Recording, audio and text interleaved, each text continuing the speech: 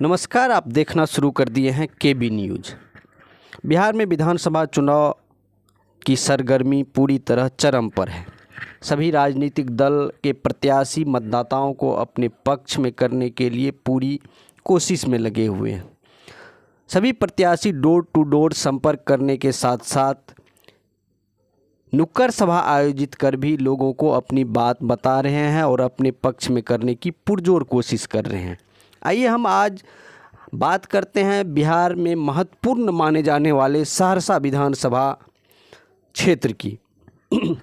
इस बार सहरसा विधानसभा से एनडीए प्रत्याशी के रूप में भाजपा से सिटिंग विधायक रह चुके और बिहार सरकार में मंत्री रहे डॉक्टर आलोक रंजन चुनाव लड़ रहे हैं। वहीं दूसरी ओर महागठबंधन की ओर से आईआईपी के राष्ट्रीय अध्यक्ष आईपी गुप्ता चुनाव मैदान में है। दोनों के बीच सीधा मुकाबला है। यहाँ इस बार मुकाबला बहुत ही दिलचस्प है। एक तरफ एनडीए प्रत्याशी विकास के नाम पर वोट मांग रही है, तो दूसरी तरफ महागठबंधन के प्रत्याशी बदलाव की बात कहकर नया बिहार बनाने के नाम पर वोट मांग रही है। यानी विकास बनाम बदलाव की लड़ाई यहाँ है। मतदाताओं को दोनों अपने अपने पक्ष में करने के लिए पुरजोर कोशिश में लगे हुए हैं, लेकिन मतदाता किधर जाती है, किसके तरफ रुख करती है, यह चुनाव परिणाम बताएगा। आप तस्वीर के माध्यम से साफ तौर पर देख रहे हैं, यह कोसी क्षेत्र के एमएलसी अजय कुमार सिंह जी हैं, जो महागठबंधन प्रत्याशी के पक्ष में चुनाव प्रचार कर रहे हैं। लोगों को महागठबंधन की ओर मोड़ने का प्रयास कर रहे हैं। सहरसा से तेजस्वी जी करनी छाप पर लड़े छथिन त 4 नंबर पर करनी छे, चौथा नंबर पर ई समझावे के जरूरत है। करनी माय बहन के जानना चाहिए। यहाँ से महागठबंधन प्रत्याशी जो आईपी गुप्ता है उसके बारे में आपको बता दें, वे पहली बार पार्टी बनाकर विधानसभा चुनाव में चुनाव लड़ रहे हैं और वे अपने समुदाय यानी शर्मा पान तांती ततमा समाज को एकजुट कर महागठबंधन की ओर मोड़ने का प्रयास कर रहे हैं। इससे पहले इस समुदाय का वोट एनडीए के पक्ष में जाता था, लेकिन इस बार क्या होगा यह आने वाला समय मुख्यमंत्री बनाना चाहता है। हाथ उठा रहा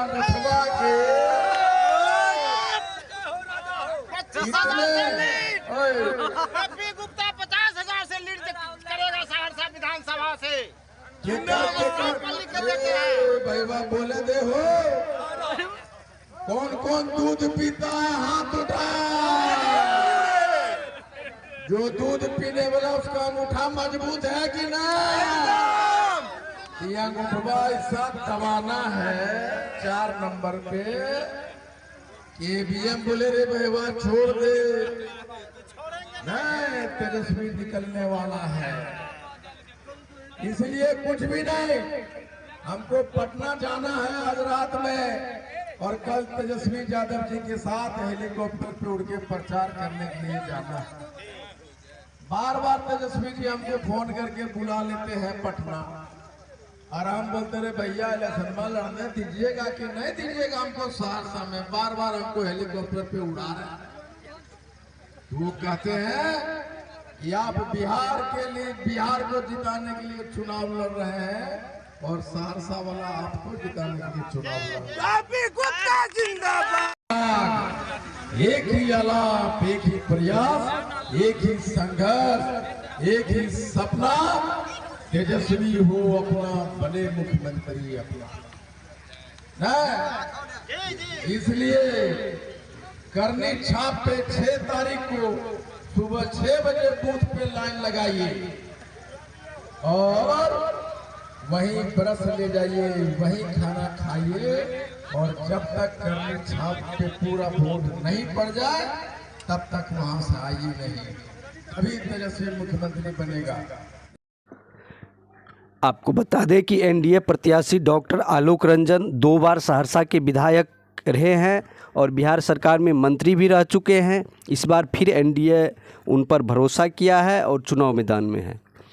वे विकास के नाम पर वोट मांग रहे हैं और सहरसा में लंबित ओवरब्रिज, जल जमाव जाम की समस्या के समाधान की दिशा में काम शुरू होने की बात कहने के साथ साथ सहरसा को पर्यटक के क्षेत्र में बिहार ही नहीं देश में अपना अलग पहचान बनाने की बात कह रहे हैं और दावा कर रहे हैं कि आने वाला समय जो होगा वह सहरसा बिहार ही नहीं पूरे देश में ऐसा शहर बनेगा, यानी कि शहरों का शहंशाह बनाने की बात कह रहे हैं और लगातार लोगों से नीतीश कुमार के नेतृत्व में बिहार को और आगे बढ़ाने की बात कह रहे हैं। ये डॉक्टर आलोक रंजन हैं जो सहरसा के निवर्तमान विधायक भी हैं। 5 वर्षों में बिहार के भविष्य को तय करने का यह चुनाव होता है और कैसे इस 5 वर्षों के कार्यकाल को जनता के द्वारा मोहर लगा करके और फिर लोग नई सरकार बनाते हैं या बदलाव करते हैं। इसलिए मित्रों यह बहुत महत्वपूर्ण समय है।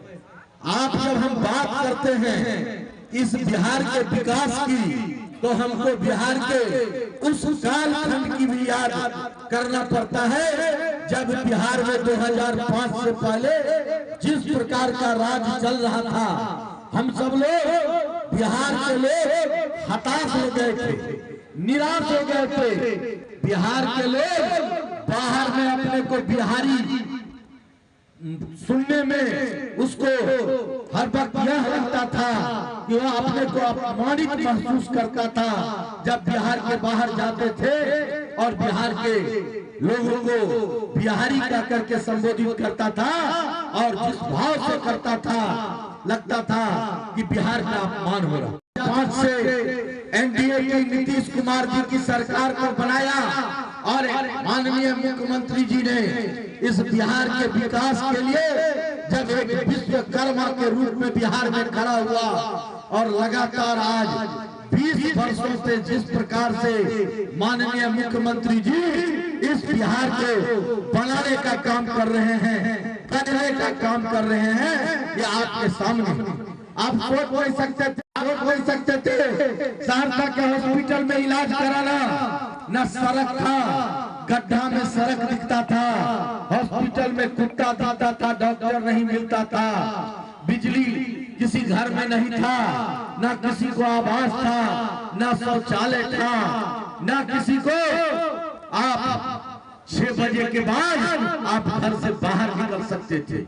मित्रों, लेकिन हमारे माननीय मुख्यमंत्री जी ने लगातार 20 वर्षों में बिहार को बदलने का काम किया और खास करके जब हमारे देश के यशस्वी प्रधानमंत्री आदरणीय नरेंद्र मोदी जी को आपने 11 वर्षों से आशीर्वाद देने का काम किया, तो आज जो बिहार बदला है इस डबल इंजन की सरकार में, आज सहरसा के हॉस्पिटल को देखिए, सहरसा की समक्षमा की सड़कों को देखिए, आज बिहार के में पहले 2 पुल था, गांधी सेतु।